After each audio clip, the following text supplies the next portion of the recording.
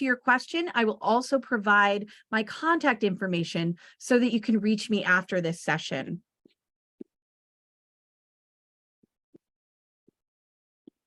Wonderful. All right, we're going to get started now. So today we're going to talk about diagrams in imports, how to save time with image support. And so a little bit about me, my name is Maureen Lamb. I am the Dean of Faculty, the Dean of Academic Technology and Innovative Pedagogy, and the Latin teacher at the Ethel Walker School in Simsbury, Connecticut. Again, joining from Connecticut today, and it's nice and warm here today. So I've been using diagrams for many years now, and I really believe that diagrams is how Quizlet's really redefining flashcards.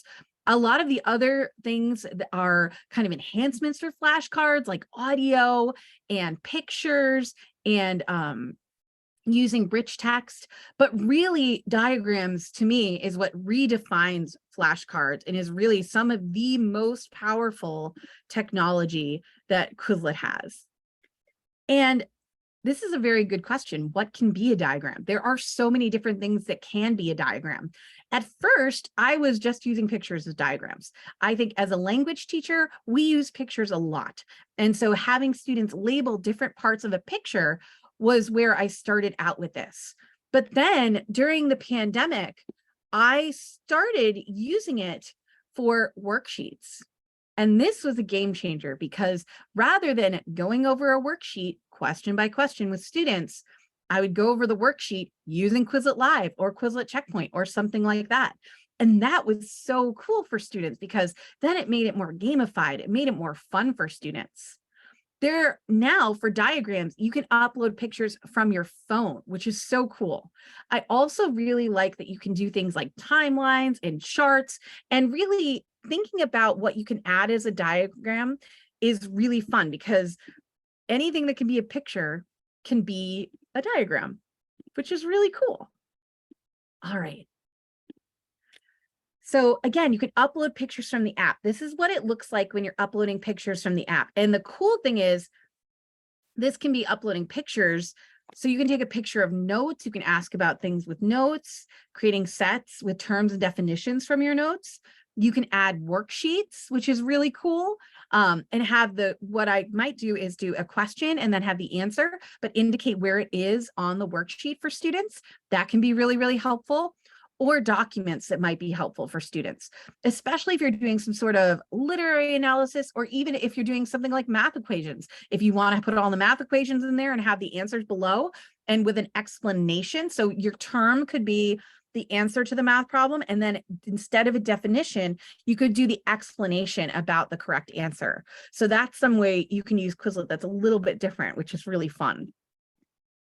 And here are the image edit options. So anything you're uploading as a diagram, you can actually edit within the set itself.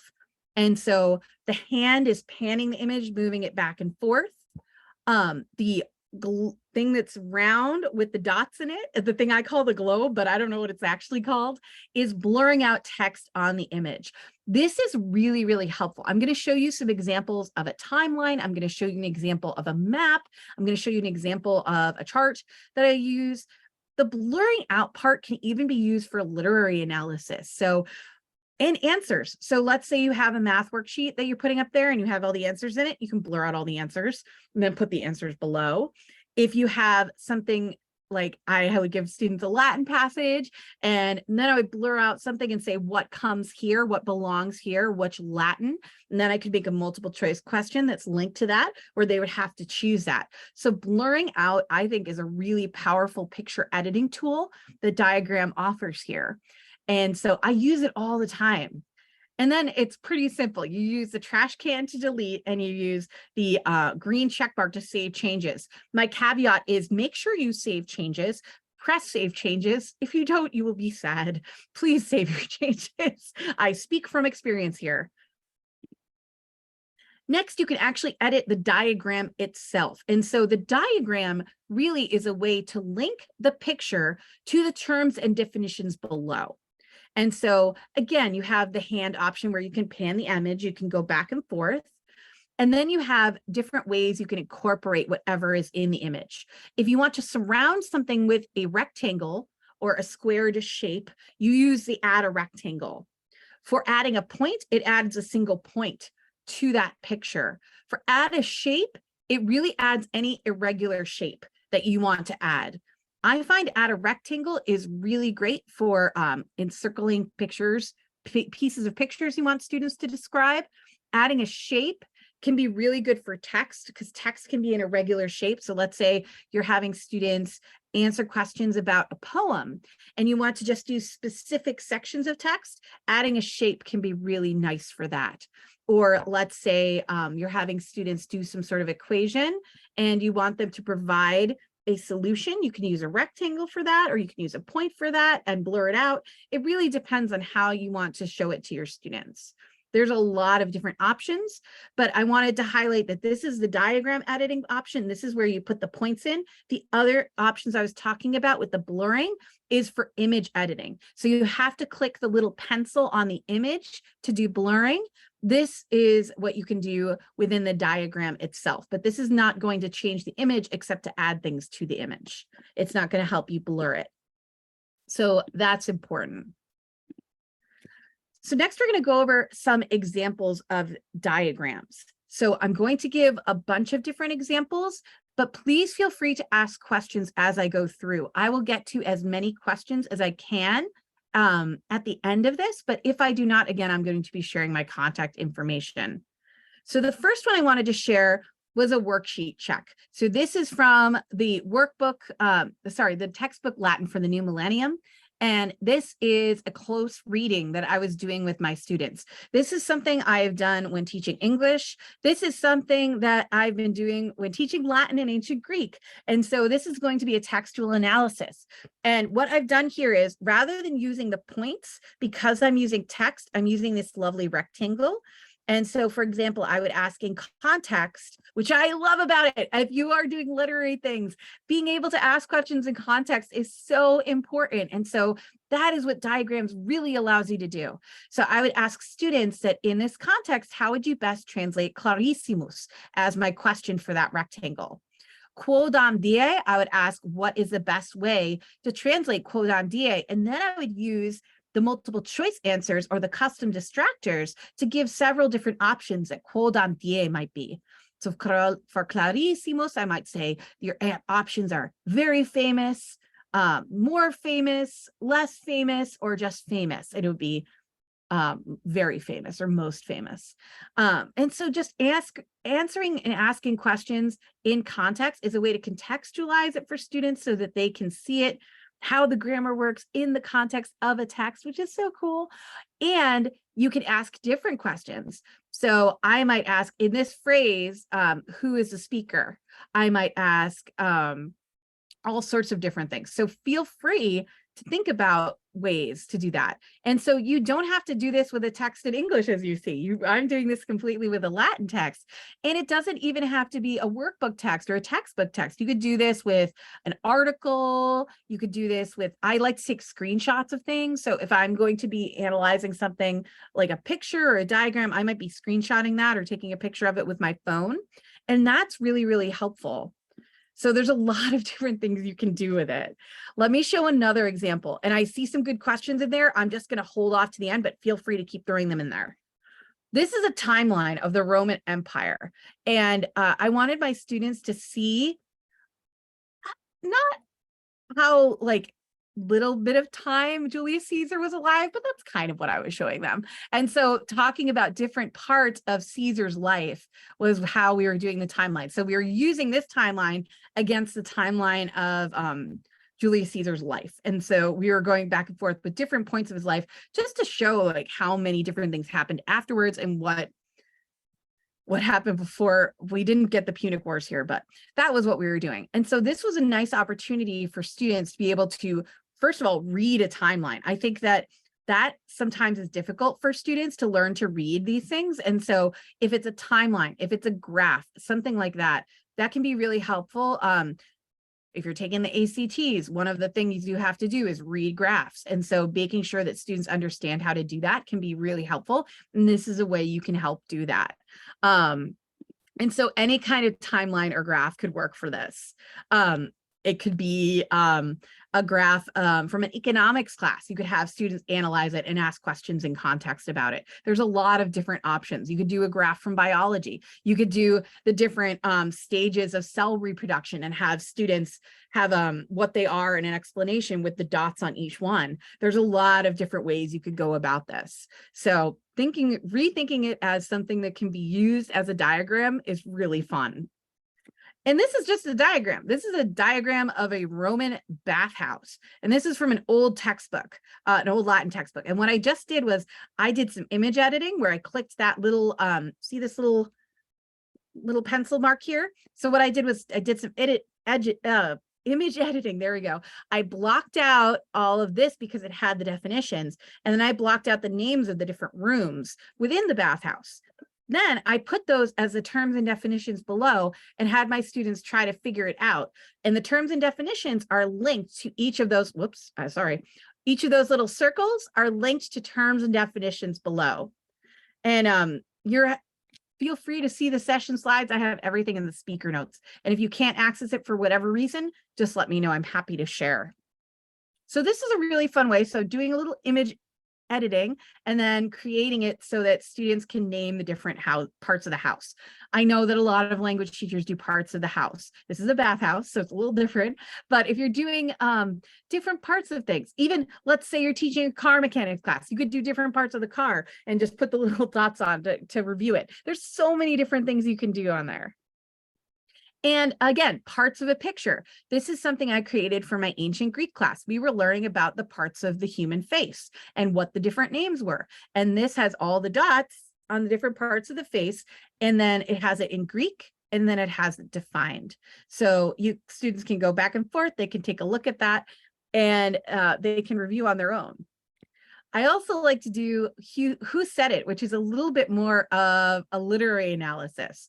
So what I might do is take a bunch of quotes that could possibly be said by these people in Latin.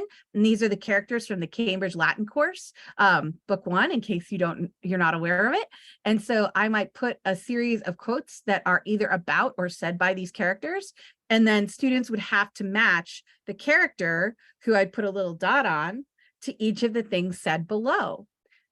Again, there's a lot of different ways you can do this, but this is using it to kind of show the characters rather than asking questions about a picture or something. I wanted to show something a little bit different.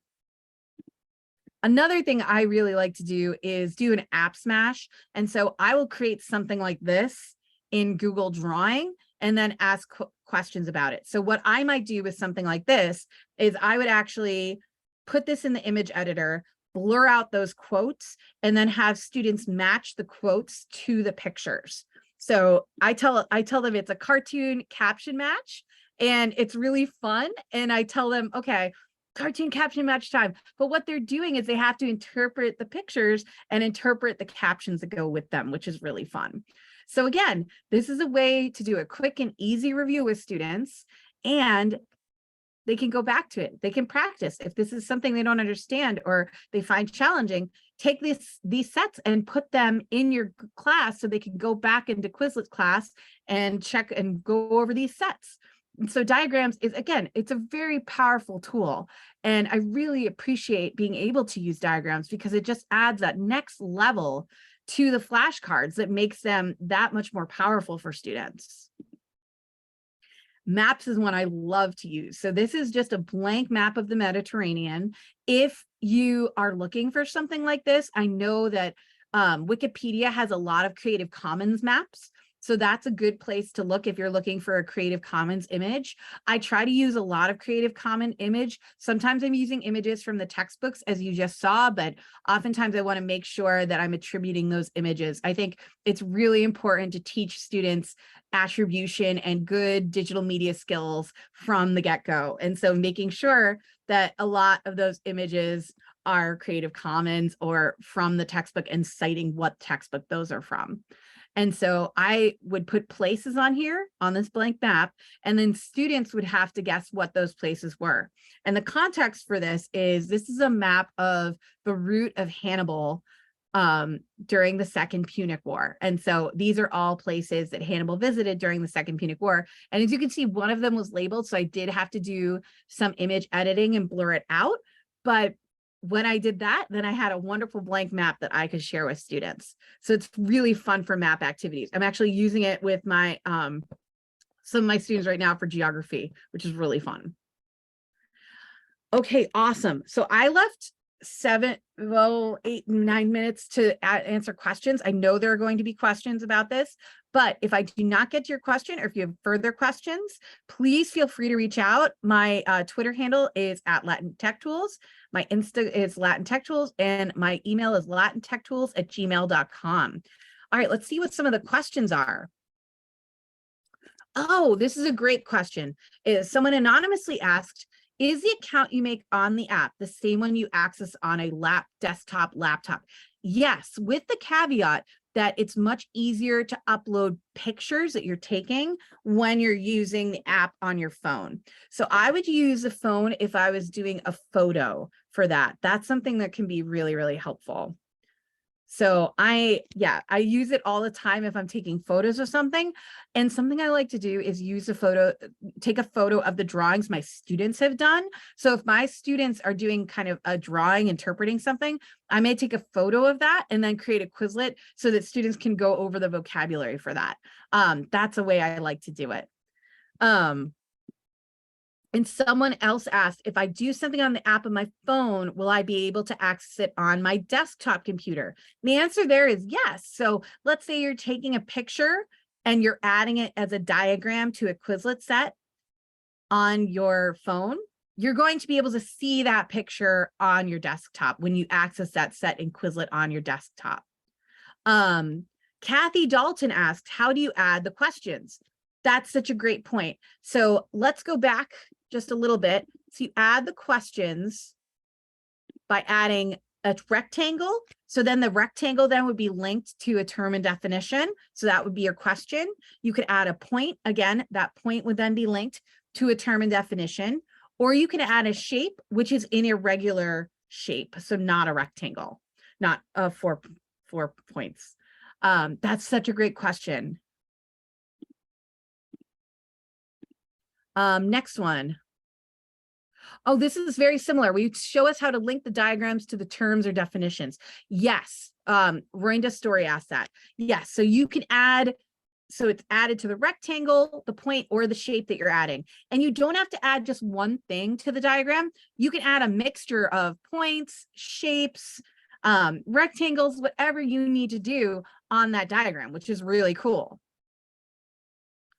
Someone who's anonymous says they see the Q+ in the corner. Does that mean the teacher needs a Q+ subscription? Yes. So yes, you do need a Quizlet Plus subscription to do the diagrams. That's a really good question.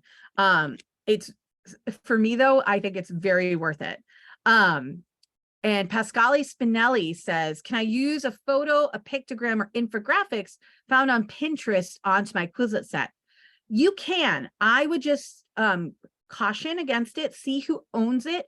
I think I'm putting my digital citizenship hat on a little bit here, but I would say if you can use things from Creative Commons, that's awesome. But if you can at least attribute what you're using, that's fabulous. So you can tell your students that.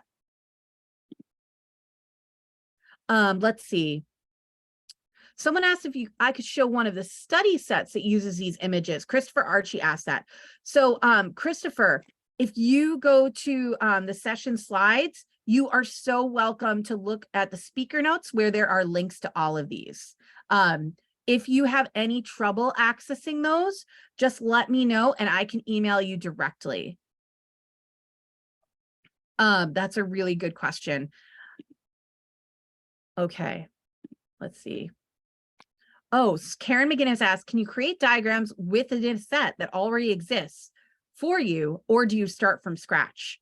That's such a great question. I can add a diagram to sets that already exist. In fact, I can add a diagram to sets that already exist that I did not create. So what I can do is, let's say I'm looking for a set to use on some sort of vocabulary terms that I'm doing. Maybe I'm doing it on a theme or something like that. I will search for that set, Or maybe I'm looking for biology terms and I want to add a chart to that. So I will search for a set that has that. I will copy it to my library, and then I will add a diagram to it. So you can do that, which is really, really nice. And Peggy Rinkenberger asked, I would love to see one of these from the student perspective. I have not utilized the diagrams. In that case, feel free to go to the speaker notes and add one of the diagrams. In fact, maybe if I hold on one second, I can grab one of these for you. Let me open it up in a new window and I will share it with you so that you can see what one of these looks like, hopefully. Give me 1 second. Let me find this for you. Since a lot of people seem to have this question, I just want to make sure that I am answering it. Just give me 1 second to grab one for you. All right, so here is, I'm putting these in the chat.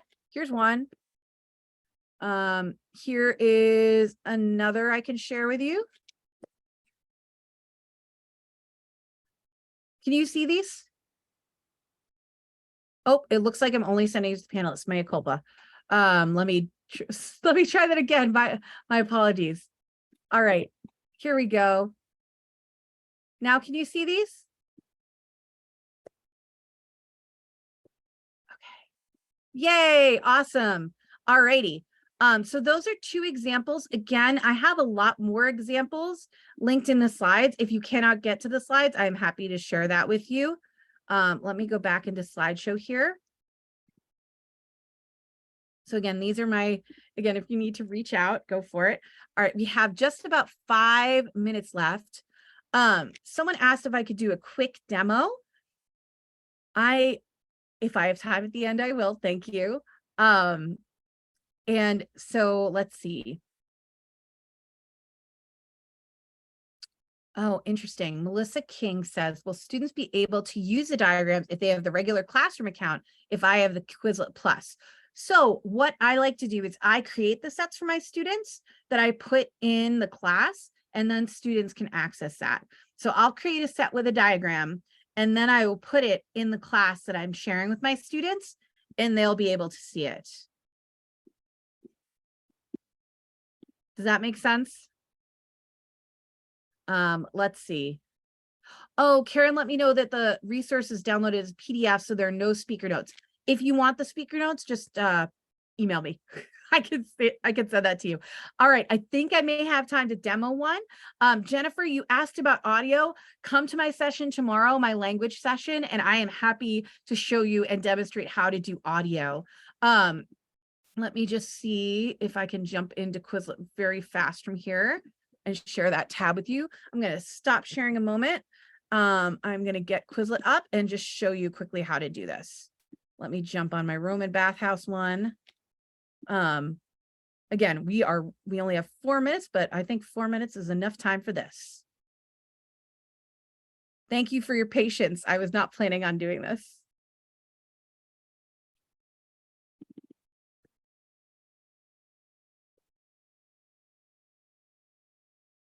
All righty, so here we go.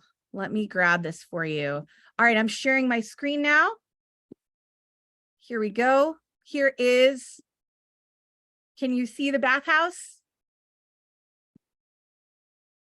Yes, some people can see it. Okay, now these are the 2 different ways to do it.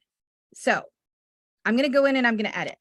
And so when I edit my set, I have 2 options. I can edit from here. This is how I edit the diagram. This is how I edit the picture. So if I click here, I can add more blurring to the picture. So I could click on blur, and let's say I just wanted to blur out this. I could do that, and then it's blurred. And so that's blurred out. That's how you add a blur. And then again, make sure you save. And this is how you add a point or a rectangle. Let's say I wanted to highlight Roman baths here, baths at bath. I would do that. And then I would add a point. I would say bath, and I would want them to say it's aqua sulis in England. So adding a term, adding a definition, pressing add. There you go. So that's adding a rectangle. To add a point, you click there and it adds a point. Again, term and definition pops up. And if you wanted to add an irregular shape, let's say I wanted to surround this, I would go here, click, click, click, click, and click on the first point again. And that creates my irregular shape. And that is how you do it. I hope that's helpful. Again, if you have any questions, please feel free to reach out. I hope you see how quick and easy that was. That's all there is to it. It's very simple to do. Just making sure how you edit that and how you edit the diagrams. So, all right, I'm going to just check and see if there are any other questions. No, I think that's it. And I am glad I got to demo that for you. Again, I'm latintechtools@gmail.com or Latin Tech Tools on Twitter. If you have any questions or you want to follow up with any questions, please let me know. And have a wonderful afternoon, everyone. Thanks so much for coming out. Have a great day.